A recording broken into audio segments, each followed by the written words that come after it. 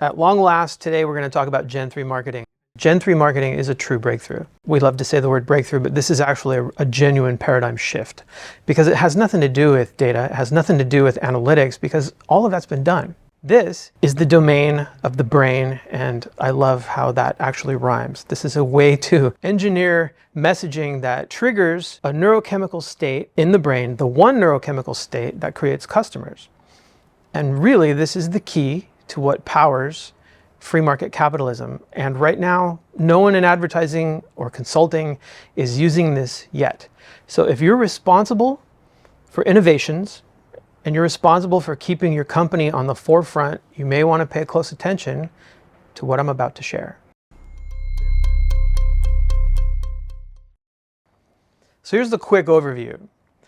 Gen 1 is the Don Draper era. This is pre-digital. This was when we had 3 TV stations in print and outdoor and radio.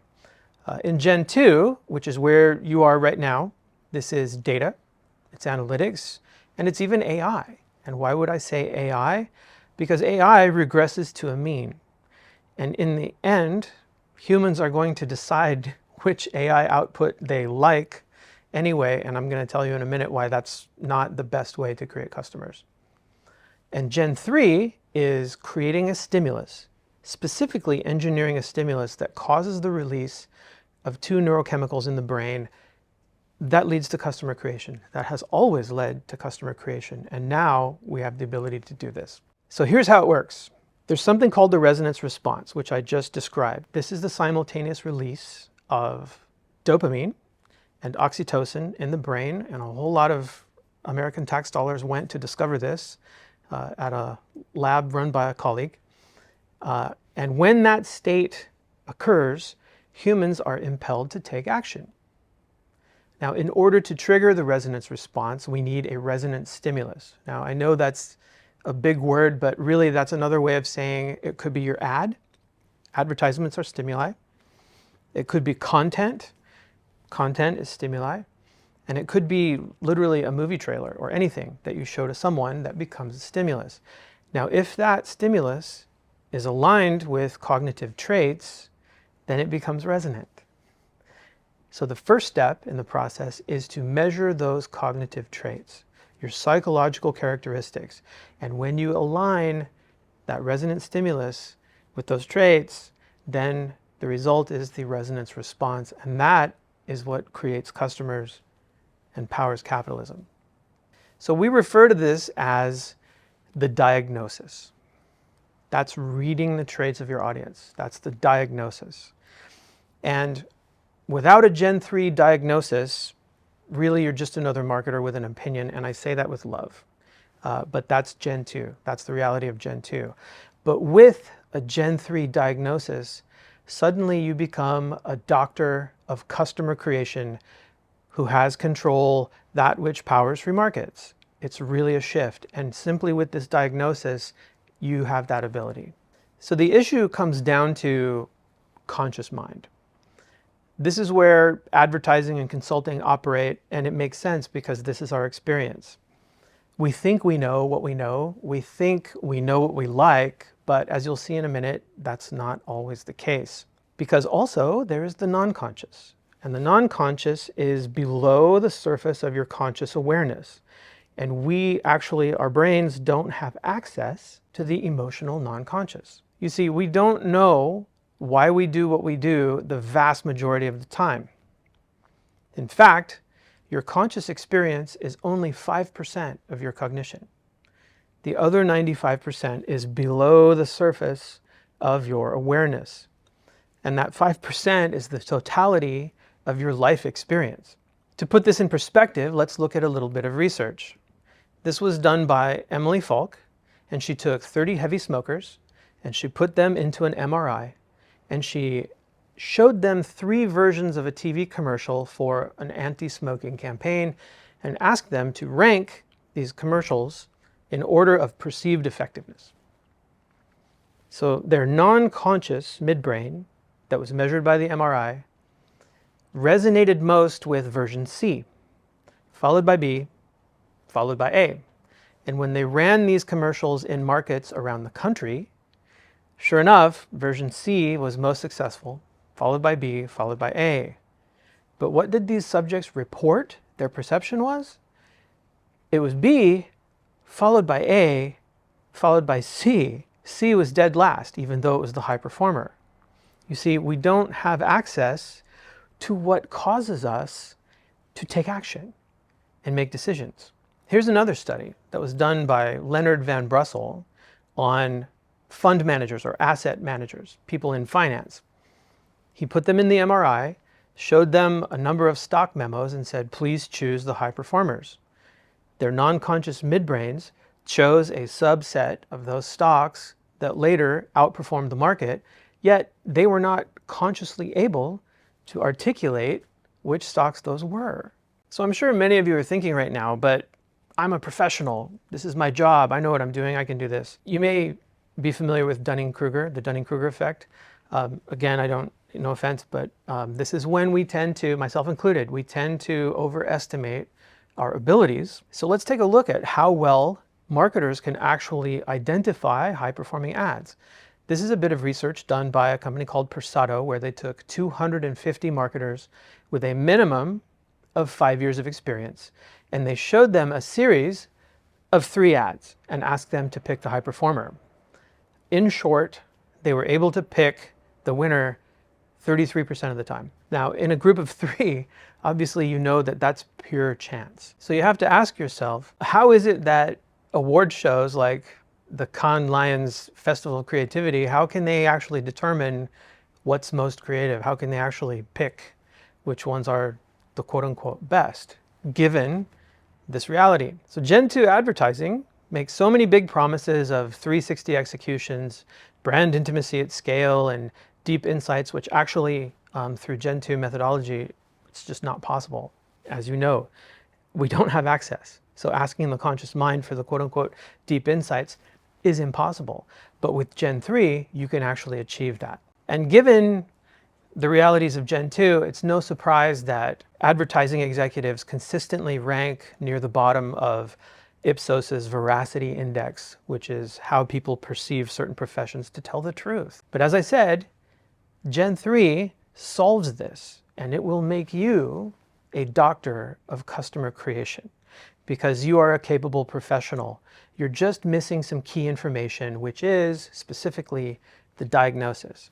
So let's look at a test case. One of these raised revenue by 56% in 3 months without a single paid ad. Do you have any idea which one? I'm sure you do. I'm sure you have thoughts on which could be the high performer. And in fact, more than 60% of people who have taken this choose version B. And the reason is because you can certainly ascertain what it would be like to be in the meeting room and say, well, our whiskey is about moments. And it's about togetherness. It's about upwardly mobile, well-dressed, highly intelligent young people who appreciate the sophistication of our product. And you know, it would make conscious sense. But in fact, the winner was A.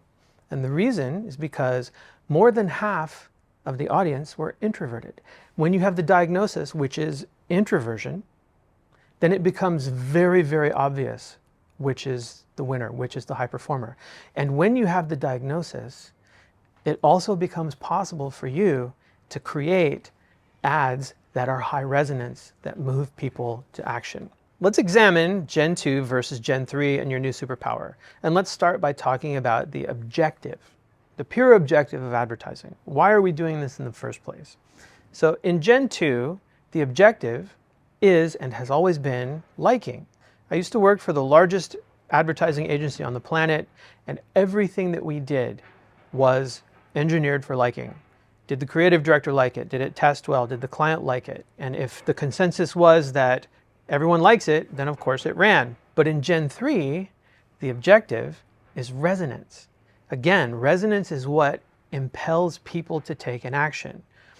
A colleague of mine named Paul Zak, who happens to be the most cited neuroscientist in the world, did a really interesting study where he measured Super Bowl commercials that were originally based on liking. He measured those for resonance, and he found an inverse correlation between liking and resonance.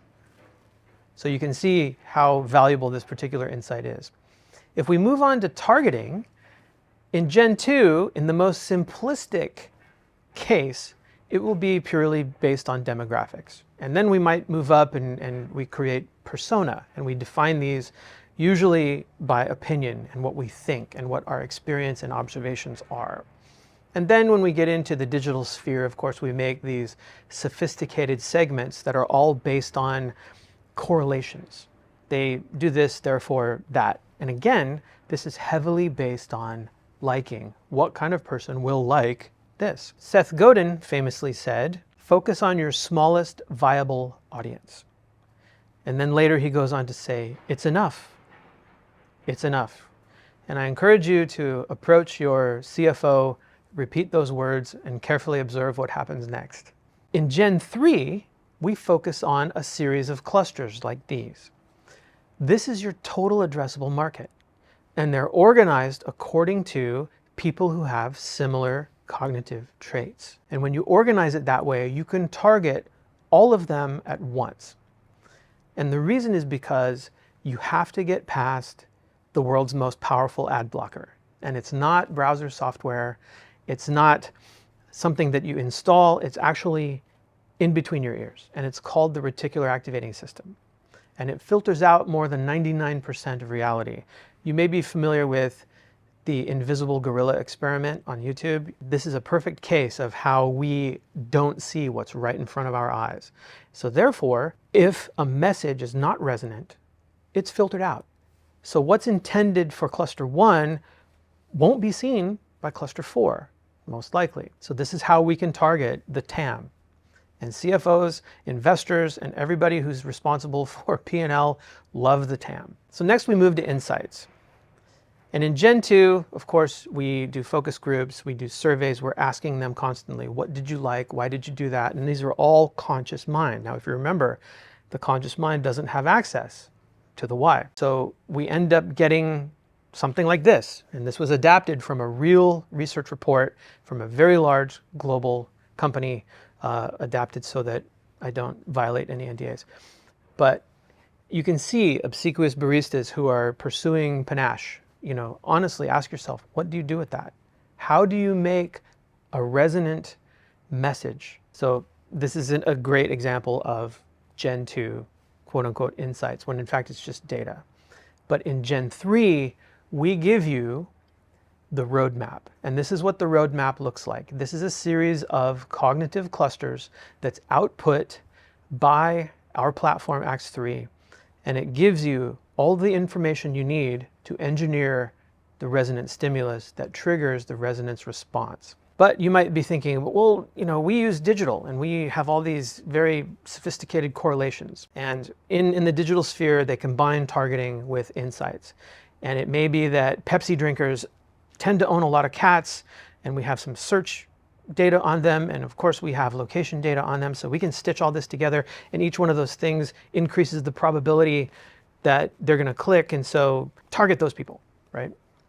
And the general mantra in this group of Gen 2 digital marketers is that if your targeting is accurate, you can literally show them a cat butt with a logo, and then they're going to go and buy. That's the thinking. But through recent headlines, I'm sure you've seen that that is really not always the case. The truth is that we call these the probability coefficients of hope, because there's a probability they're going to take action over here, so let's make all the buttons that color, and then we just hope, when in fact we may have alienated a very large group of audience. The truth is that creative, the message, is the single most important piece of the advertising supply chain. Why? Because the creative message, that's what comes in contact with the brain, and it's resonant or it's not. Of course, in Gen 2, it's about intuition and experience, and it's all engineered toward liking. We use the insights of liking, the targeting of liking, and then we hope that we can come up with an intuitive idea that everyone will like. And again, if consensus is reached, that will run. But in Gen 3, we have a blueprint to create the resonant stimulus. And this is an example of output from our platform, and we call this the unimpeachable brief. you can see that all of their traits are present. We have a mood board that is connected to Gen AI that is expertly prompted by our platform to create images and copy examples that are resonant with that given cluster. And if you follow these, you can create a series of creative ideas that are all going to be resonant with that cluster. So in sum, if you have the cognitive traits of your audience, you've got your total addressable market, you can use those traits to engineer the resonant stimulus, and that resonant stimulus will trigger the resonance response in the brains of your consumers.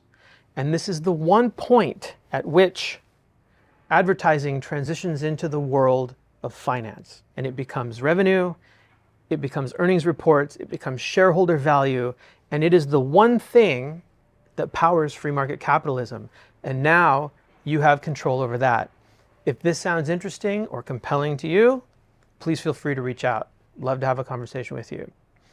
If you like this kind of content, please feel free to like and subscribe and hit that little alert bell, and it will let you know when I have new videos coming out. Thanks so much for watching.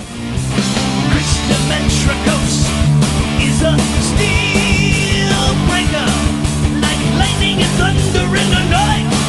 He's a metal machine. That will go in the outtakes.